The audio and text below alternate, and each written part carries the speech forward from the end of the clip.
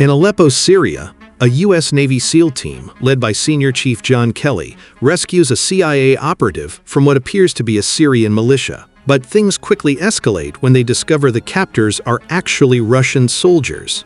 This mission sets off a dangerous chain of events that will change John Kelly's life forever. 3 months later, retaliation comes swiftly. Members of Kelly's SEAL team are assassinated on American soil by Russian FSB operatives. The most brutal strike happens in Kelly's own home. His pregnant wife, Pam, is murdered in front of him. Kelly fights back, killing 3 attackers, but 1 escapes. Critically wounded, Kelly is rushed to the hospital, clinging to life. Meanwhile, in Washington, his friend and SEAL leader Lieutenant Commander Karen Greer meets with CIA Officer Ritter and Secretary of Defense Thomas Clay. They debate what to do. Russia has carried out an unprecedented attack inside the U.S., pushing both nations toward the brink of war. But the CIA refuses to investigate further, leaving Kelly furious and desperate for justice. Recovering from his wounds, Kelly takes matters into his own hands. He tracks down a corrupt Russian diplomat who issued passports to the killers. Kelly brutally interrogates him, forcing out the name of the surviving assassin, Viktor Rykov. After killing the diplomat, Kelly is arrested and thrown into prison. But Kelly sees an opportunity. He offers a deal.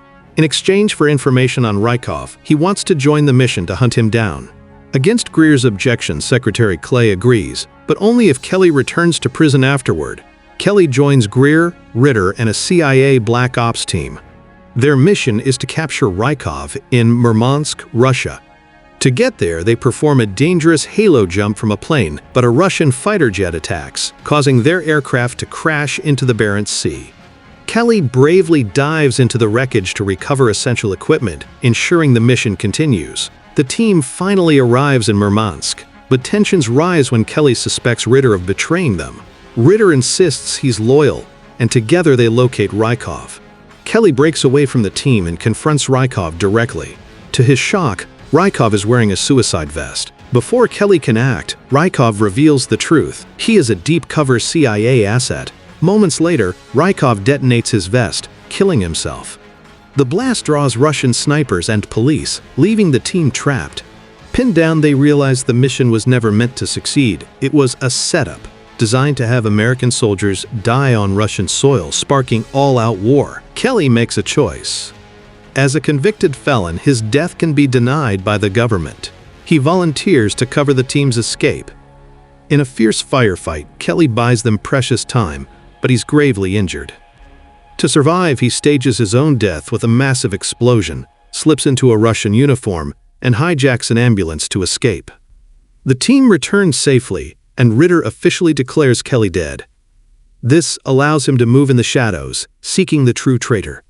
Back in Washington, Kelly tracks down Secretary Clay. He forces Clay into his car and drives onto a bridge. Kelly threatens Clay's family, demanding the truth. Clay confesses. He orchestrated everything.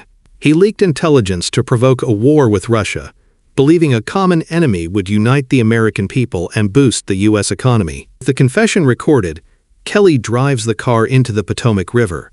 Clay drowns, while Kelly escapes with Greer's help. She was waiting underwater with diving gear to ensure his survival. Now free with a new identity, John Kelly becomes John Clark.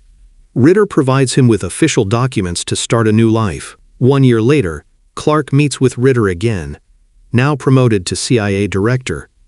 Clark has a bold vision. He proposes creating an international counterterrorism unit, a team that can respond to global threats. He calls it Rainbow. And so begins the legend of John Clark.